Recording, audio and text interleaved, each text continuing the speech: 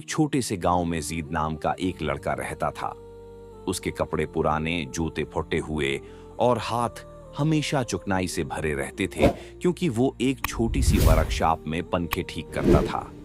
मगर उसकी आंखों में ख्वाब चमकते थे।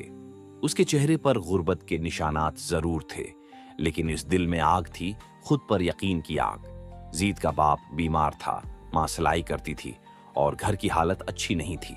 मोहल्ले के लोग अक्सर कहते, जीद, ख्वाब देखने से कुछ नहीं होता, हकीकत देखो, काम करो, बस जिंदा रहो। लेकिन जीद के अंदर की आवाज कहती, अगर मैं खुद पर यकीन कर लूं तो दुनिया बदल सकता हूं। एक दिन शहर में एक इंजीनियरिंग मुकाबले का ऐलान हुआ। बड़े स्कूलों और यूनिवर्सिटियों के तलबा उसमें हिस्सा लेने वाले थे। जीद के पास फीस देने के पैसे नहीं थे, मगर ख्वाब बड़े थे। उसने अपनी पुरानी साइकिल बेच दी ताकि वो मुकाबले में दाखिला ले सके। अब वो दिन रात अपनी वर्कशॉप में लगा रहा।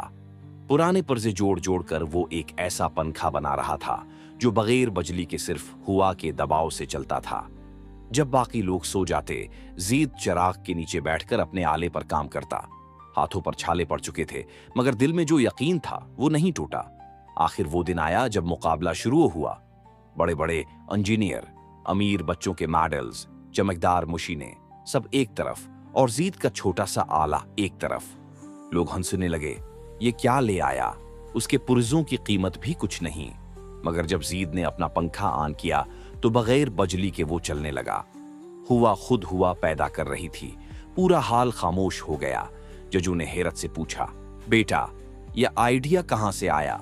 जीद ने मुस्कुराकर कहा, गिरबत से, क्योंकि जब कुछ नहीं होता तब इंसान सोचना सीखता है। जीद ने पहला इनाम जीत लिया। अगले दिन शहर के तमाम अखबारों की सुर्खी थी। गरीब लड़के ने सबको हैरान कर दिया।